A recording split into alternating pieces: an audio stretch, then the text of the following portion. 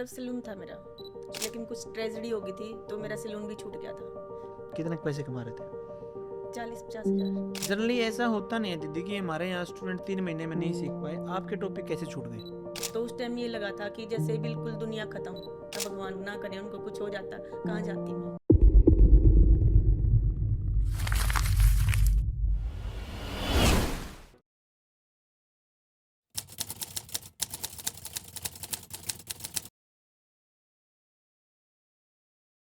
हाय, this Ravindra श्वाच और आप देखना स्टार्ट कर चुके हैं टैलेंटेड इंसान, जिसमें हम अपने स्टूडेंट्स के इंटरव्यू शूट करते हैं। उसी कड़ी में एक और इंटरव्यू हम शूट करेंगे सोनीपत ब्रांच के हमारे स्टूडेंट दीपिका का। और जो बैकग्राउंड है ये सोनीपत ब्रांच का ही है। होपफुली आपको लग रहा होगा कि नया नया है, ऐसा इसलिए क्योंकि मैं सोनीपत ब्रांच पे जब आया हूँ तो इन बच्चों ने कहा कि जी हमारी स्टोरी को भी कवर कीजिए, और मुझे बहुत खुशी होती है किसी स्टूडेंट की स्टोरी को कवर करने में, और अपनापन फील होता है बेसिकली। और ताकि किसी भी स्टूडेंट की स्टोरी को हम लोगों के सामने ला सकें, ताकि उसके बुटीक में 2 कस्टमर और ज़्यादा आएँ तो हमारा फ़ायदा हो कि भैया हमारे स्टूडेंट कुछ कर पा रहे हैं और सुनते इन्हीं की ज़ुबानी। जी दीदी बताएं, जी सर। क्यों आए आप यहाँ पे सीखने के लिए? सिर्फ आगे बढ़ने के लिए सर।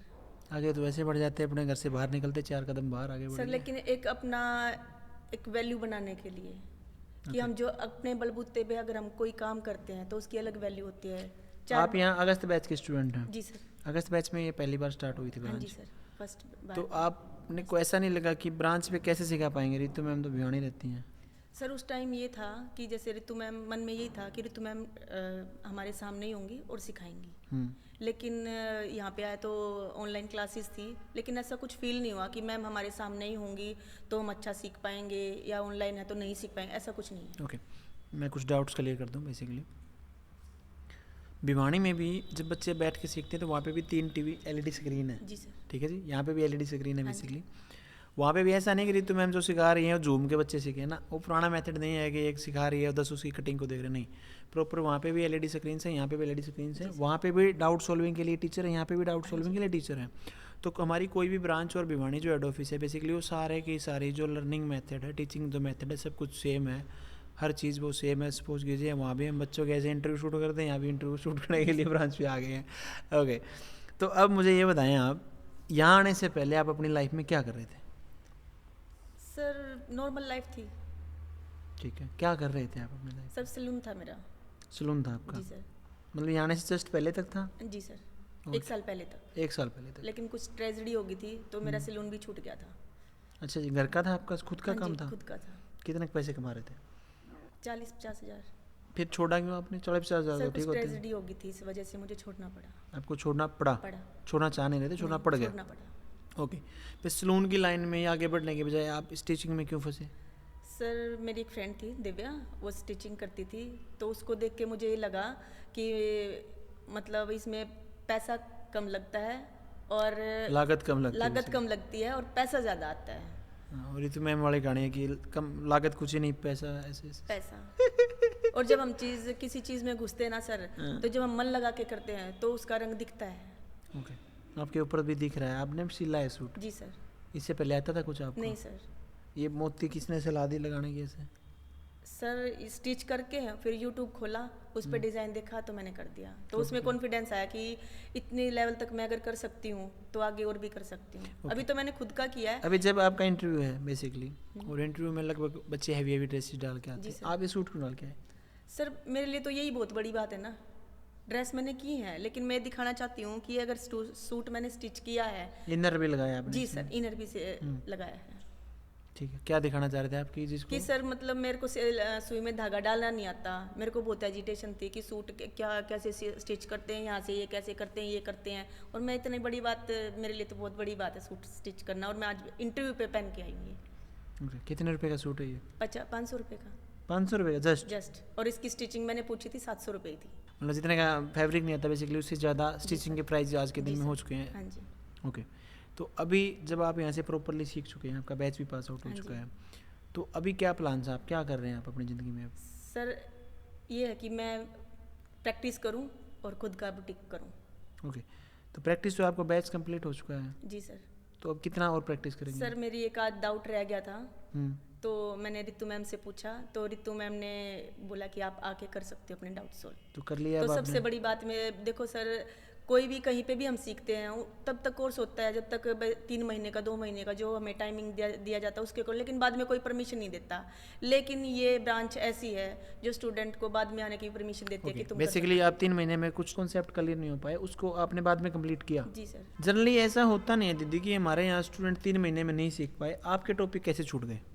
सर वो मेरे हस्बैंड के अपेंडिक्स फट गई थी, अच्छा, इस वजह से छूटा सर। वो आईसीयू में है। आईसीयू में थे उस टाइम पे? जी सर। लगभग कितने दिन रहे आईसीयू सर में? 15 से 20 दिन। करंट में भी उनका ट्रीटमेंट चल रहा है, एक दिन छोड़ के एक दिन ड्रेसिंग होती है। ओके, तो आप मुझे ये बताएं, जब आपके घर में इतना स्ट्रेस चल रहा था, जी सर। उसके बाद कैसे संभाला आपने आपको?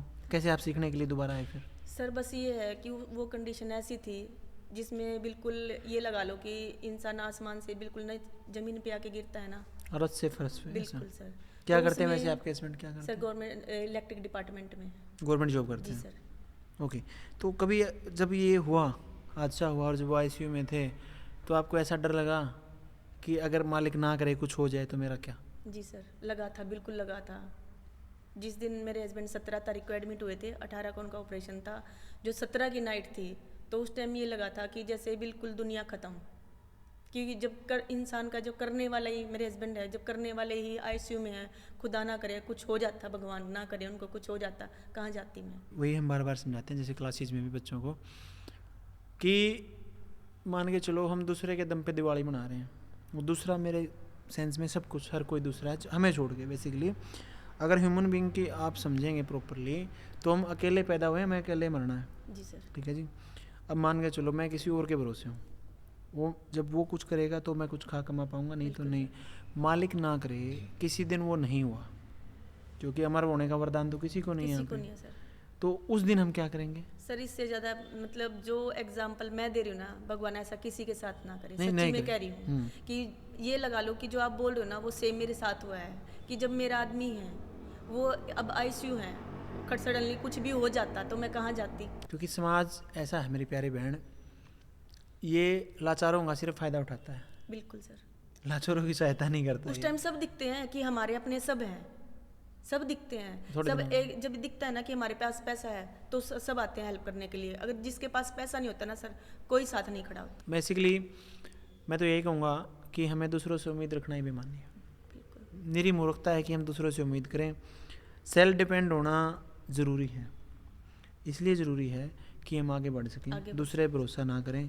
और मान के चलो मालिक ना करे कुछ भी ऐसी वैसी घटना आ जाए तो जीवन ऐसे बदलता है कि आप 6 लेन के हाईवे से चल रहे थे और बिल्कुल कच्ची रास्ते पे पहुंच गए हो। और एकदम जो बदलाव आएगा ना, जो लोग आपके पति के होते हुए जो आपके साथ थे उनका व्यवहार है ना, ऐसे बदलेगा, दिन और रात का अंतर बिल्कुल सर, समझ में नहीं आएगा फिर आपको। ओके, सबको भारी लगता है सर। हाँ लगेगा कि ये बंदा अब ऑटोमेटिकली देख रहे हैं यार आगे प्रॉब्लम क्रिएट करने। बिल्कुल ऐसा फील होता है। ठीक है, तो जब आप यहाँ पे आए पहले दिन इंस्टीट्यूट पे, कैसा फील हुआ था? सर बहुत अच्छा। क्या लगा कि कुछ सीख पाऊंगी यहाँ हाँ जी, से, कि बिल्कुल। डर लगा हाँ कि नहीं सर, मैं नहीं सीख पाऊंगी? जो पहला टॉपिक था वो बोट नेक का था। तो मतलब मैं इतनी खुश थी कि मैं बोट नेक उड़ती, मेरे लिए बहुत बड़ी बात थी सर। तो बहुत अच्छा लगा था कि मेरे को सूट आ गया। तो ये था कि अब मतलब मैडम एक एक चीज़ ना मेथड बिल्कुल बारीकी से बताती हैं, बारीकी से, तो उसमें कहीं से भी झोल आने का कोई मतलब नहीं बनता। ओके, जो आपकी फ्रेंड थी दिव्या, हाँ जी, जिसको देख के आपने सीखना स्टार्ट किया, वो क्या करती हैं? सर उसका बुटीक है। अच्छा, वो कितना पैसा कमा लेती हैं? सर उसका मुझे कोई अंदाजा नहीं है। और आप कितना कमाना चाह रहे हैं? मेहनत करूँगी बहुत सारी और बहुत सारी कमाऊँगी। ओके, कहाँ पे काम करेंगे यहाँ से जाने के बाद आप? सर मेरी यहाँ पे मंडी में रहती हूँ मैं, तो वहीं पे ही। कौन सी मंडी? सब्जी मंडी? गुड़ मंडी। गुड़ मंडी? जी सर। ये कहाँ हुई? पास में ही है, बिल्कुल यहीं पे ही। इंस्टीट्यूट के पास में? हाँ जी। ओके, अगर किसी कस्टमर को आपके पास आना हो बेसिकली कि जी हमारे ड्रेसेज हम इस दीदी से सिलवाएं, तो कैसे आएँ आपके पास? सर मेरा गुड़ मंडी रहती हूँ मैं, और अग्रवाल धर्मशाला के पास। ओके, वहाँ पे आगे पूछ लें कि दीपिका कौन है, कौन है, कौन है, ऐसा? ओके, घर से काम करेंगे आप? सर मेन में है, मेन मार्केट में है मेरा घर। मार्केट ही में। ओके, अब जब आप सलून का काम करते तो बेसिकली काम करने से किसी घर वाले को एतराज़ भी नहीं होगा? सर था। क्यों? सर, सलून के काम से एतराज़ था क्या? मेरी फैमिली वाले थे मायके से, तो उनको ये सब चीज़ें पसंद नहीं थी। तो सब जो पहले की मेंटलिटी थी ना सर वो ये थी कि खासकर की बड़ियों में और भी अदर कास्ट हैं जो भी है सब ये सोचते कि ये बहुत लो काम है ये अच्छा, हमारे पास मतलब हमारे लेवल का काम नहीं है कि सैलून मतलब के एक काम जो को। सैलून के काम को पहले ना बहुत छोटा काम मानते थे, लेकिन ऐसा कुछ नहीं है। सभी कर रहे हैं आजकल, तो आजकल सब कर रहे हैं, सब कर रहे हैं। कोई कास्ट इसमें कास्ट मैटर नहीं करती। बिल्कुल सही। ये क्या है, आप इस चीज़ को समझेंगे, जो वर्ण व्यवस्था थी ना वो अलग थी, जो कास्ट सिस्टम है वो रिजिड है, वो अलग कहानी है। अब समझो पहले क्या होता था कि जो इंसान जो काम करता था उसके हिसाब से उसका वर्ण तय होता था। बिल्कुल सर। बीच में क्या हुआ, गुप्ता काल के बाद से जब आप पढ़ेंगे कास्ट सिस्टम जब रिजिड हुआ तो तू फलानी कास्ट का है, तू यही काम करेगा। अब वो बैरियर टूट गया। अब देखोगे टूट गया सर। कोई भी कास्ट, जिस कास्ट का जो काम के हिसाब से उसका नाम भी पड़ा, अब वो काम नहीं कर रही। नहीं। अब सब दोबारा से कॉस्मोपॉलिटन वर्ल्ड हो गया है, सब जिसका जो दिल करे वो अपना काम कर रहे हैं। लेकिन जो रूढ़िवादी लोग हैं वो एक्चुअल में बोलते हैं, क्योंकि जब हमने भी सैलून किया हमें भी बोला गया था कि अब तुम और क्या ये लोगों के बाल उठाते सर फिरोगे। ये वर्डिंग मेरे को स्पेशली आज भी याद है, तो मेरे को ये बोला गया था कि तेरे को यही काम मिला था। हाँ, बहुत सारे बोलते हैं, बहुत सारे। यही तेरे को काम मिला था और कोई काम नहीं मिला था। ओके, सोनीपत ब्रांच पे जो स्टाफ है उसके साथ कैसी बॉन्डिंग रही आपकी? सर बहुत अच्छी, हर एक चीज़ को, चलो हम जैसे ऑनलाइन क्लासेस लेते हैं, कोई चीज़ हमें नहीं समझ पाते हम, लेकिन ऋतु मैम है, वर्षा मैम है, जो भी हैं सारी मैम, यहाँ पे एक बेंच है बाकायदी, पूरी जितनी भी लड़कियों के भाई ये जिसके भी डाउट रह गए हैं आओ, और मैम खड़े होके और सबको एक एक चीज़ हमारा डाउट सोल्व कराते हैं। ओके, ऋतु मैम से मिले आप कभी? जी सर। कब मिले? यहाँ पे ब्रांच पे जब विजिट करने आए थे तब मिली थी मैं। 3 महीने के कोर्स के दौरान लगभग कितना पैसा खर्च हो गया आपका? कम से कम सर 15 से 20। फैब्रिक के ऊपर? जी सर। वो इतने तो सर अपने ऊपर डिपेंड रहता है कि हम कितने क्या कॉस्ट के कपड़ा ले रहे हैं। सर मेरी सोच ये है कि कम पैसे वाले में उसमें अपना माइंड क्रिएट करके उसको अच्छे से डिज़ाइन करके फिर पेज को पता चलता है कि हाँ कुछ किया है। बिल्कुल सही बात है। फैब्रिक पे क्या दिखाना। अभी कई स्टूडेंट हमें कहते हैं कि भैया 1 लाख रुपए मैंने फैब्रिक पे लगा दिए। तो मैं ये कहता मेरी प्यारी बहनों, ये बताओ मुझे, जो तुमने ड्रेसेस बनाई, जो तुमने सीखा, वो तुम्हारी इन्वेस्टमेंट है। पहली बात तो खर्च नहीं है, इस बात को समझो, ठीक है जी। और दूसरी बात में, जो तुम ड्रेसेस यहाँ से बना के जाओगे ना, वो साथ लेके जाओगे, मैदान थोड़ी ना करके जाओगे। अब जब तुम अच्छी ड्रेसेस खुद पहनोगे तो कस्टमर देखेगा कि भी फला बुटीक ओनर बहुत अच्छी ड्रेसेस पहनती है, तो मेरे लिए भी अच्छी बनाएगी। वो इन्वेस्टमेंट है, खर्चा थोड़ी है, ठीक है। लेकिन आपकी बात ये सही है, सस्ता लेके उस पर अच्छी कारीगरी करके अपना अच्छा दिमाग मॉडल लगाओ। बिल्कुल। लेस बहुत महंगी नहीं आती सर, सस्ती आती है, उसी में डिजाइन करके जब हम पहनते हैं, जब 4 बंदे कहेंगे कि हाँ भाई कुछ सीखा है, तो उसमें हमें भी अच्छा लगता है कि हम टैलेंटेड ऋतु इंसान पे आए हैं और हमने ये चीज़ किया। हम गर्व से कहते हैं सर।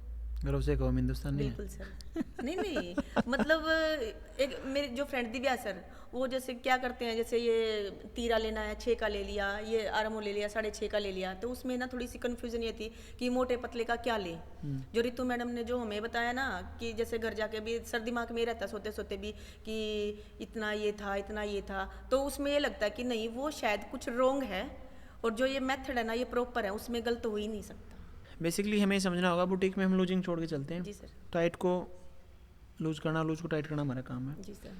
मेथड हमारे लगभग नियर टू परफेक्शन है, क्योंकि परफेक्ट नाम की कोई भी चीज़ धरती पर एग्जिस्ट नहीं करती है। अब सपोज कीजिए हम एक फ़ोन लेके आते हैं, जी सर।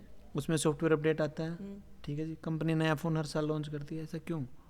अगर एक चीज़ परफेक्ट बन गई है, उसमें सर अलग अलग चीज़ें। मैं आपको एक बात कहना चाह रहा हूँ, अगर एक चीज़ परफेक्ट कोई कहे कि बन गई है, तो फिर नई चीज़ें क्यों आ रही हैं? इसलिए हमें लगातार नया सीखना है और अपडेट होते रहना है। बिल्कुल आप चीज़ को समझें कि जो ये इंडस्ट्री है प्रॉपर ढर्रे पे चल रही थी, जो टेलर मास्टर हैं वो आगे क्यों नहीं जा पाए, आप समझना कभी ध्यान से। क्योंकि उन्होंने कहा कि हमें तो जी 4 डिज़ाइन बनाने आते हैं और हम इसके अलावा नहीं बनाएंगे, हम तो यही करेंगे, हमें ऐसा नहीं बनना, हमें डेली नया सीखना और आगे बढ़ते जाना है। ओके, कितने पढ़े लिखे हैं दीदी आप? सर 12th पास। 12th पास हैं आप? जी सर। लेकिन लगते तो आप बहुत ज़्यादा पढ़े लिखे हैं कि दुनिया ने ऐसा बना दिया आपको समझदार।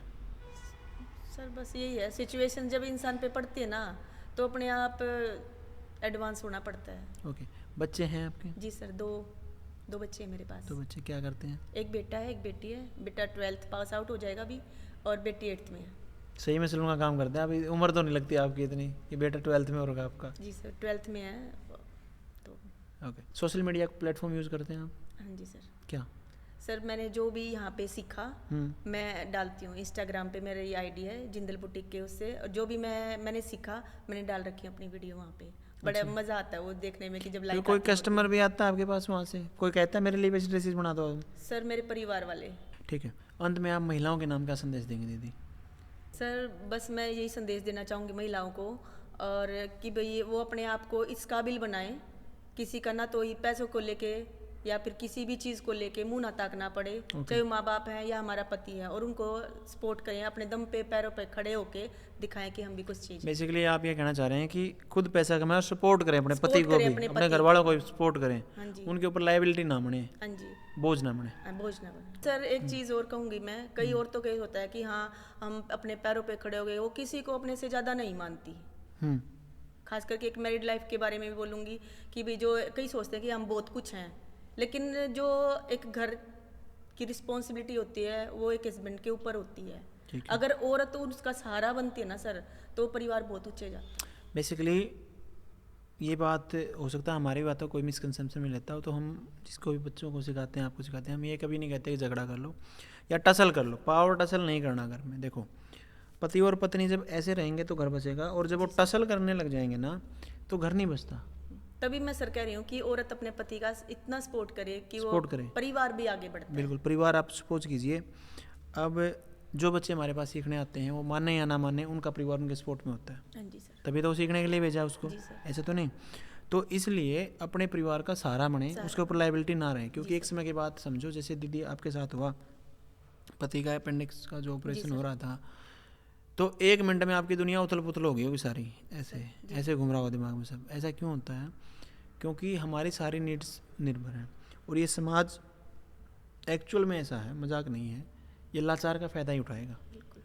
ठीक है जी। और तमाशा देखने में बड़े खुश रहते हैं लोग। इसलिए अगर हम इंडिपेंडेंट होंगे ना, और हमारे पास एक स्किल है कि हम अपने बच्चों को पाल सकते हैं, हम अपना पेट पाल सकते हैं, किसी के ऊपर हमें मतलब क्या निर्भर होने की ज़रूरत नहीं है, तो हमारे अंदर जो एटीट्यूड आएगा वो अलग लेवल का होगा। और टैलेंटेड यूथ इंस्टीट्यूट का यही मानना है कि हर महिला को अपने पाँव पे खड़ा होना चाहिए। और अब टैलेंटेड यूथ इंस्टीट्यूट सिर्फ एक इंस्टीट्यूट नहीं, एक मूवमेंट है, पूरे इंडिया को इसमें कवर करेंगे। और हम चाहेंगे कि हर महिला अपने पाँव पे खड़ी हो। ऐसा नहीं कि वो सिर्फ सिलाई सीखे, कुछ भी, वो कुछ भी करे, बस उसको ये जागृति आए कि मैं किसी के ऊपर निर्भर नहीं रहूँगी, मैं अपना काम करूँगी। और अभी आप देखेंगे तो लेबर फोर्स पार्टिसिपेशन रेट जो है महिलाओं का, वो पिछले डेकेड से कम 11% बढ़ा। 41% महिलाएं काम कर रही है। अलग बात है इनफॉर्मल सेक्टर में ज़्यादा काम करती हैं, जैसे खेतों में मजदूरी करना या कुछ ऐसे काम जिनकी गिनती नहीं है, PF वगैरह नहीं करता। लेकिन महिलाओं का जो पार्टिसिपेशन है वो बढ़ रहा है, और उसमें कहीं ना कहीं टैलेंटेड यूथ का भी बहुत बड़ा योगदान है, हमेशा मानते हैं, क्योंकि हमने 2.5 लाख प्लस बच्चों को सिखाया है, और वो बच्चे अपने घर से काम कर रहे हैं, बहुत अच्छा काम कर रहे हैं। तो हमें भी अच्छा लगता है आप जैसे बच्चे जब आगे बढ़ें, और यही हमारा टारगेट है कि हर महिला अपने पाँव पे खड़ी हो। इन्हीं बातों के साथ इस इंटरव्यू को हम समाप्ति की ओर लेके जाते हैं। आशा और उम्मीद दोनों करते हैं कि आप जीवन में अच्छा कर रहे होंगे, और आपको इंटरव्यू पसंद आया होगा। थैंक यू, धन्यवाद।